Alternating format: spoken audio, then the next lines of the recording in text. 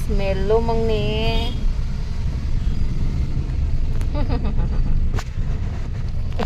ಕ್ಯಾಮ್ರಾನೇ of ಮಾಡ್ತೀಯಲ್ಲ.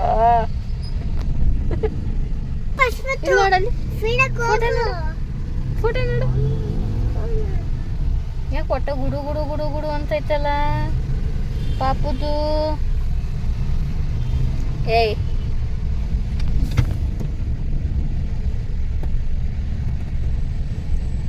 ಒಂದು ಬಂಗಾರ ಸಣ್ಣ ಆಗ್ಬಿಟ್ಟಲ್ಲೋ. ಇಲ್ಲಿ ನೋಡಲ್ಲಿ, ಅಲ್ಲಿ ನೋಡು ಫೋಟೋ ನೋಡು. ಫೋಟೋ ಯಾರವ್ರು ನೋಡು, ಯಾರವ್ದು?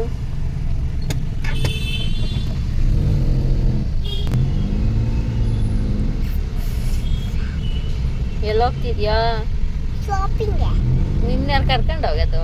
ನಾನು ಕರ್ಕೋಗಮ್ಮ ಪ್ಲೀಸ್. ನೀವು ಕಾರೆಲ್ಲ ಇರಿ ಅಮ್ಮ, ನಾನು ಹೋಗ್ಬಿಟ್ಟು ಬರ್ತೀನಿ. ಅಮ್ಮ ನಾನು ಬರ್ತೀನಿ ಪ್ಲೀಸ್. ನೀನು ಅಲ್ಲಿ ನಿಂತ್ಕೋತೀಯ, ಓಡಾಡ್ತೀಯ? ನನ್ನ ಬಟ್ಟೆ ತಗೊಳ್ಳೋದು ಯಾವಾಗ? ನಿಂತ್ಕೋತೀನಿ. ನಿಜ, ನಾನು ಉಳ್ಕೋಬೇಕು ಇದನ್ನ. ನಾನು ನಿಂತ್ಕೋತೀನಿ. ನೀನೇನೋ ಹಂಗೆ ನೋಡ್ತಿದ್ಯಾ ನನ್ನ? ಹಾಂ,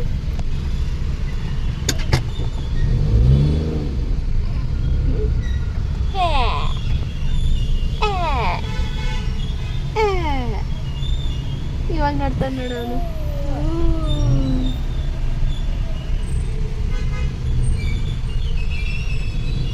ನಾನು ಊರಿಂದ 2.5 ಮಂತ್ ಆಗಿದ್ದು ಪಾಪುಗೆ, ಆವಾಗಲೇ ಬಂದುಬಿಟ್ಟಿದ್ದು. ಸೊ ಬಂದು ಒಂದು 3 ಡೇಸ್ಗೆ ಶಾಪಿಂಗ್ ಹೋದ್ವಿ. ಯಾಕೆಂದರೆ ಬಟ್ಟೆ ಹಾಕ್ಕೊಳ್ಳೋದಕ್ಕೆಲ್ಲ ಟೈಟ್ ಆಗ್ತಾಯಿತ್ತಲ್ಲ. ಸೊ ಸ್ವಲ್ಪ ಲೂಸ್ ಆಗಿರೋದು ತೊಗೊಳ್ಳೋಣ ಅಂತ ಹೇಳಿ ಶಾಪಿಂಗ್ ಹೋಗಿದ್ದೆ. ಅಲ್ಲೇನು ವಿಡಿಯೋ ಮಾಡ್ಕೊಳ್ಳಿಲ್ಲ ನಾನು. ನನಗೆ ಸ್ವಲ್ಪ ಮೂಗು ಕಟ್ಕೊಂಡ್ಬಿಟ್ಟೈತೆ, ಜೊತೆಗೆ ಗಂಟಲು ಬೇರೆ ನೋವುತ್ತಿತ್ತು. ಹಾಗಾಗಿ ವಾಯ್ಸ್ ಬೇರೆ ಥರನೇ ಇದೆ. ಪಾಪು ಬೇರೆ ಮಲ್ಕೊಂಡಿದ್ದಾನಲ್ಲ, ಅದಕ್ಕೆ ನಿಧಾನಕ್ಕೆ ಮಾತಾಡ್ತಾ ಇದ್ದೀನಿ. ಅಲ್ಲಿ ಶಾಪಿಂಗ್ ಮಾಡಿದ್ದು ವಿಡಿಯೋ ಮಾಡಿರಲಿಲ್ಲ. ಸೊ ಏನು ತೊಗೊಂಡಿದ್ದೀನಿ ಅನ್ನೋದನ್ನ ತಂದು ಇಲ್ಲಿ ತೋರಿಸ್ತಾ ಇದ್ದೀನಿ. ಅಲ್ಲಿಂದ ಬಂದಮೇಲೆ ಪಾಪುನು ಸಣ್ಣ ಆಗಿಬಿಟ್ಟ. ಯಾಕೆಂದರೆ ನಾವು ಚೆನ್ನಾಗಿ ಫುಡ್ ತೊಗೊಂಡ್ರೆ ಹಾಗೇ ಮಿಲ್ಕ್ ಸಪ್ಲೈ ಇರುತ್ತೆ. ಸೊ ಪಾಪುಗೆ ಫೀಡಿಂಗ್ ಸಾಕಾದರೆ ಮಕ್ಕಳು ದಪ್ಪ ಆಗ್ತವೆ. ಅವಾಗ ಸ್ವಲ್ಪ ಕಮ್ಮಿ ಆಯಿತು ಅನಿಸುತ್ತೆ. ಸಿಕ್ಕಾಪಟ್ಟೆ ಸಣ್ಣನೇ ಆಗಿಬಿಟ್ಟ ಅವನು. ಅಲ್ಲಿ ಇದ್ದಾಗ ಸಿಕ್ಕಾಪಟ್ಟೆ ದಪ್ಪಕ್ಕಿದ್ದ. ಜೊತೆಗೆ ನಾನು ಬಾಟ್ಲು ಫೀಡ್ ಮಾಡಿಸ್ತಾ ಇದ್ದೆ ಅವನಿಗೆ. ಅದನ್ನು ಸಪ್ರೇಟ್ ನಿಮ್ಗೆ ವೀಡಿಯೋ ಮಾಡಿ ಹೇಳ್ತೀನಿ ಯಾಕೆ ಬಾಟ್ಲು ಫೀಡ್ ಮಾಡಿಸ್ತಿದ್ದೆ ಅಂತ. ಇಲ್ಲಿಗೆ ಬಂದಮೇಲೆ ಅದೆಲ್ಲ ಕಷ್ಟ ಆಗುತ್ತೆ ಅಲ್ಲ, ಅಡುಗೆ ಮಾಡ್ಕೋಬೇಕು, ನೋಡ್ಕೋಬೇಕು, ಅದೆಲ್ಲ ಇರುತ್ತೆ. ಅಲ್ಲಾದರೆ ಅಡುಗೆ ಮಾಡ್ಕೊಡ್ತಿದ್ರು, ತಿನ್ಕೋತಿದ್ದೆ. ಬಾಟ್ಲಿಗೆ ಎಕ್ಸ್ಪ್ರೆಸ್ ಮಾಡಿ ಮಿಲ್ಕ್ನ ಅವನಿಗೆ ಬಾಟ್ಲು ಫೀಡ್ ಮಾಡಿಸ್ತಿದ್ದೆ. ಬಟ್ ಇಲ್ಲಿಗೆ ಬಂದಮೇಲೆ ಅದು ಸಾಧ್ಯ ಇಲ್ಲ, ಕಷ್ಟ ಆಗುತ್ತೆ. ನಾನು ಊಟ ಮಾಡ್ಕೊಳ್ಳೋಕ್ಕೂ ಕೂಡ ಕಷ್ಟ ಆಗುತ್ತೆ ಅಂತ ಹೇಳಿ ಡೈರೆಕ್ಟ್ ಫೀಡಿಂಗ್ಗೆ ನಾನು ಟ್ರೈ ಮಾಡ್ತಿದ್ದೆ. ಹಾಗಾಗಿ ಅವನು ಫೀಡ್ ತಗೊಳ್ತಿರ್ಲಿಲ್ಲ. ಅದರಿಂದನೂ ಅರ್ಧ ಕೂಡ ಅವನು ಸಣ್ಣ ಆಗಿಬಿಟ್ಟ. ಫಸ್ಟ್ ಇದ್ದಷ್ಟು ದಪ್ಪ ಇರಲಿಲ್ಲ.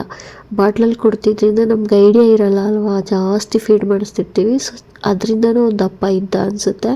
ಸೊ ನಾನು ಅದನ್ನು ಬಿಡಿಸಿ ಇದಕ್ಕೆ ಅಡ್ಜಸ್ಟ್ ಮಾಡ್ಸೋಕ್ಕೆ ಹೋದ್ನಲ್ಲ, ಹಾಗಾಗಿ ಅವನು ಸಣ್ಣ ಆದ. ಜೊತೆಗೆ ಮಿಲ್ಕ್ ಸಪ್ಲೈ ಕೂಡ ಕಡಿಮೆ ಹಾಕಿದ್ರಿಂದ ಪಾಪು ಸಣ್ಣ ಆದ. ಜೊತೆಗೆ ಇಲ್ಲಿ ನೀರಿಗೆ ಅವನಿಗೆ ಅಡ್ಜಸ್ಟ್ ಆಗಿಲ್ಲ. ಅಲ್ಲಿ ಅಂಡೆ ನೀರಲ್ಲ, ಚೆನ್ನಾಗಿ ಕಾಯಿಸಿ ಇದು ಮಾಡೋದ್ರಿಂದ ಚೆನ್ನಾಗಿತ್ತು ಕೂದಲು. ಇಲ್ಲಿ ಬಂದು ಗೀಝರ್ ಅಲ್ಲ, ಕರೆಂಟ್ ಗೀಝರ್ ಆಗಿರೋದ್ರಿಂದ ಏರ್ ಫಾಲ್ ಆಗೇ ಆಗುತ್ತೆ. ಸೊ ಇವ್ನಿಗೆ ಅಡ್ಜಸ್ಟ್ ಬೇರೆ ಆಗಿರಲಿಲ್ಲ. ಹಾಗಾಗಿ ಆ ನೀರಲ್ಲಿ ಸ್ನಾನ ಮಾಡ್ಸೋಕ್ಕೆ ಶುರು ಮಾಡಿದ್ಮೇಲೆ ಕೂದಲು ಕೂಡ ಸಿಕ್ಕಾಬಟ್ಟೆ ಉದುರೋಯ್ತು. ತುಂಬ ಚೆನ್ನಾಗಿತ್ತು, ಫುಲ್ ಎಲ್ಲ ಉದುರೋಗ್ಬಿಡ್ತು. ಸೊ ಏನು ಮಾಡೋಕ್ಕಾಗಲ್ಲ, ಅಡ್ಜಸ್ಟ್ ಆಗೋ ತನಕ ಅಂತ ಹೇಳಿ ಸುಮ್ಮನೆ ಆದ್ವಿ. ಇದು ದೀಪಾವಳಿ ಟೈಮ್ದು ವಿಡಿಯೋ. ಪಾಪಗೊಂದು 3 ಮಂತ್ಸ್ ಕಂಪ್ಲೀಟ್ ಆಗಿತ್ತು ಅಷ್ಟೇ, ಅವಾಗ ತೊಗೊಂಡಿದ್ದು. ಬಟ್ ಅಪ್ಲೋಡ್ ಮಾಡೋಕ್ಕೆ ಟೈಮ್ ಇರಲಿಲ್ಲ ಅಂತ ಹೇಳಿದ್ನಲ್ಲ, ಇವಾಗ ಹಾಕ್ತಾಯಿದ್ದೀನಿ ಅಷ್ಟೇ. ಇಷ್ಟ ಆಗಿದ್ದರೆ ಪ್ಲೀಸ್ ಲೈಕ್ ಮಾಡಿ, ಕಮೆಂಟ್ ಮಾಡಿ, ಮತ್ತು ಸಬ್ಸ್ಕ್ರೈಬ್ ಮಾಡಿಕೊಂಡು ನನ್ನ ಚಾನಲ್ನ ನೋಡಿ.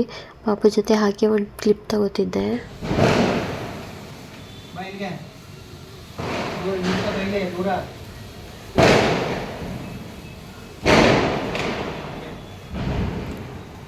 Happy Deepavali cherry.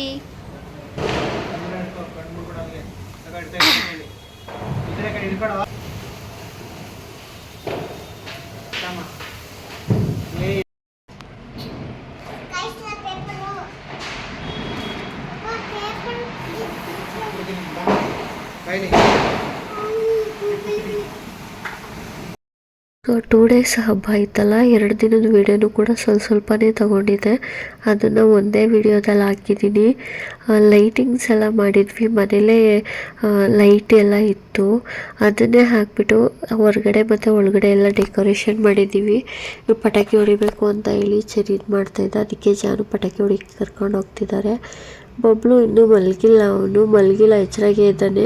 ಅಲ್ಲೇ ಕೆಳಗಡೆ ಮಲಗಿಸಿದ್ದೀನಿ, ಶೀತ ಎಲ್ಲ ಆಗುತ್ತೆ ಅಂತ ಹೇಳಿ, ಚಳಿ ಅಲ್ವಾ, ಅದಕ್ಕೋಸ್ಕರ ಕಾರ್ಪೆಟ್ ಮೇಲೆ ಚಾಪೆ ಹಾಸಿ ಚಾಪೆ ಮೇಲೆ ಒಂದು ಬಟ್ಟೆ ಹಾಕಿದ್ದೀನಿ. ಚಾಪೆ ಹೀಟ್ ಅಲ್ವಾ, ಹಂಗಾಗಿ ಶೀತ ಎಲ್ಲ ಆಗಲ್ಲ. ಅದಕ್ಕೆ ಪ್ಲಾಸ್ಟಿಕ್ ಚಾಪೆ ಯಾವಾಗಲೂ ಹೀಟ್ ಇರುತ್ತೆ.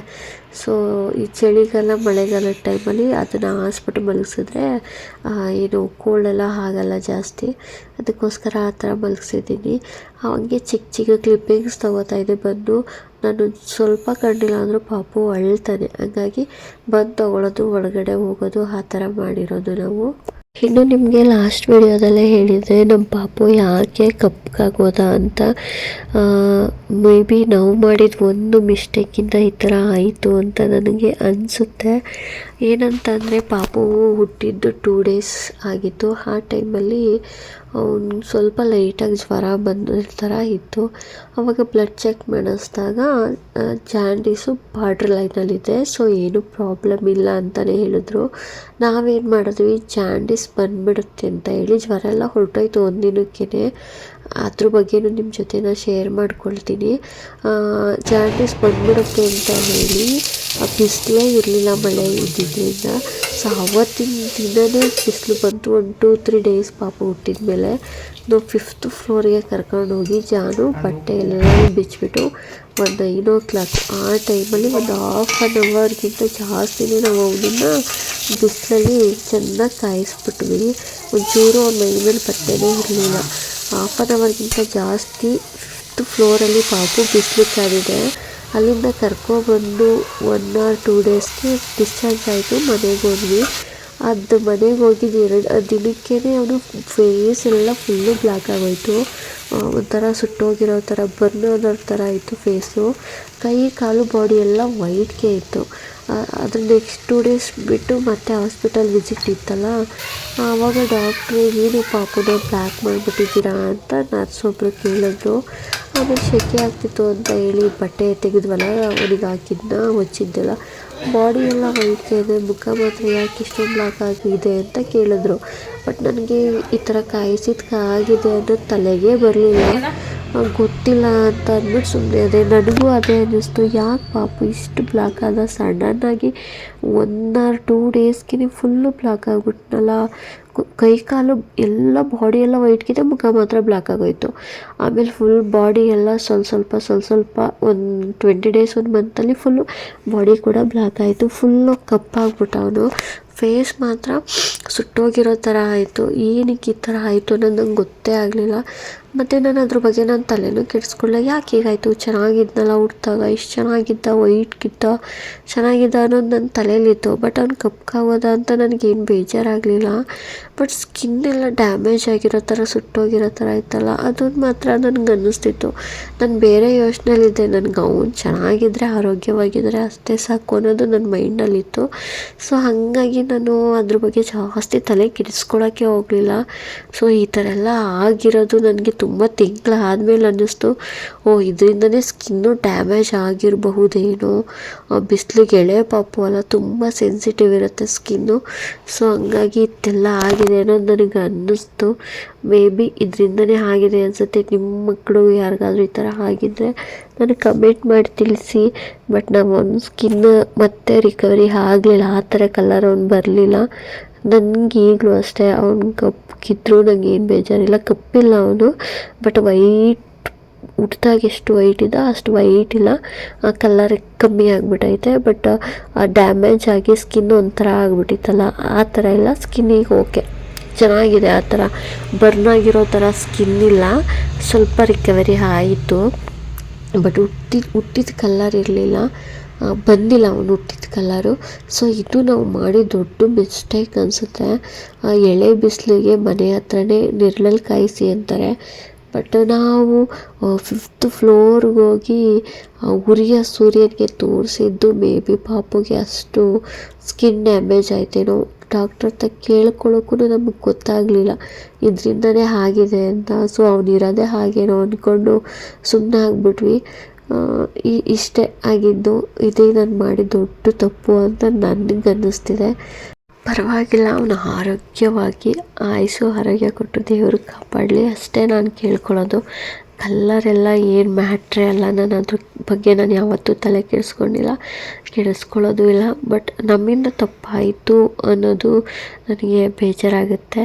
ಪಾಪನೇ ಅದೇ ಥರ ಇದ್ದರೆ ಬೇಜಾರಾಗ್ತಿರ್ಲಿಲ್ಲ. ನಮ್ಮಿಂದ ಏನಾದರೂ ಆಗಿಬಿಟ್ಟಿದ್ರೆ ಅನ್ನೋದು ತುಂಬಾ ಬೇಜಾರಾಗುತ್ತೆ ಅದನ್ನು ನೆನೆಸ್ಕೊಂಡಾಗ ಅಷ್ಟೇ. ನೀವು ಈ ಥರ ಪಾಪನ ತುಂಬ ಬಿಸಿಲಿರೋ ಕಡೆ ತೋರ್ಸೋಕ್ಕೆ ಹೋಗಬೇಡಿ. ಬಿಸಿಲಿಗೆ ತೋರಿಸೋದ್ರಿಂದ ಜಾಂಡೀಸ್ ನಿಜವಾಗ್ಲೂ ಕಮ್ಮಿ ಆಗಲ್ಲ. ವಿಟಮಿನ್ D3 ಸಿಗುತ್ತೆ ಅಂತ ಹೇಳ್ತಾರೆ ಅಷ್ಟೇ. ಸೊ ಅದಕ್ಕೆ ಡ್ರಾಪ್ಸ್ ಕೊಟ್ಟಿರ್ತಾರೆ, ಅದನ್ನು ಹಾಕ್ಕೊಂಡ್ರೆ ಸಾಕು. ಸೂರ್ಯನಿಗೆ ತೋರಿಸೋದ್ರಿಂದ ಏನದು ಜಾಂಡೀಸ್ ಕಮ್ಮಿ ಆಗುತ್ತೆ ಅನ್ನೋದು ಮಿತ್ತು ಅಷ್ಟೇ.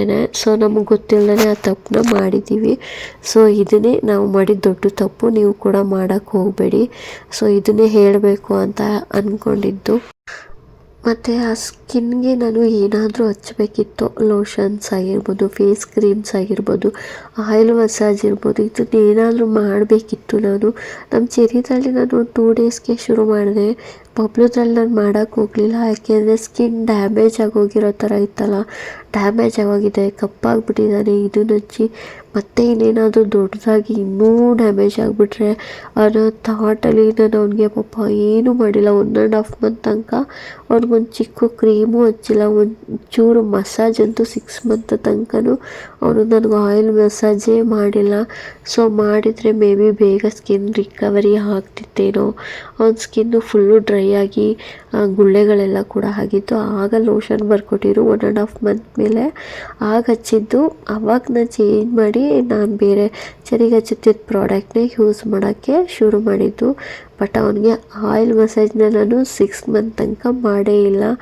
ಮತ್ತು ಇನ್ನೇನಾದರೂ ಸ್ಕಿನ್ ಡ್ಯಾಮೇಜ್ ಆಗಿಬಿಡುತ್ತೇನೋ ಅಂತ, ಅವನು ಸೆನ್ಸಿಟಿವ್ ಸ್ಕಿನ್ ಏನೋ ಅಂತ ಏನೇನೋ ಯೋಚನೆ ಮಾಡಿ ನಾನು ಅವನಿಗೆ ಏನೂ ಮಾಡಿಲ್ಲ ಪಾಪ. ಸೊ ಈ ವಿಷಯನೇ ಹೇಳಬೇಕು, ಇದೇ ನಮ್ಮ ಕಡೆಯಿಂದಾಗಿ ತಪ್ಪು.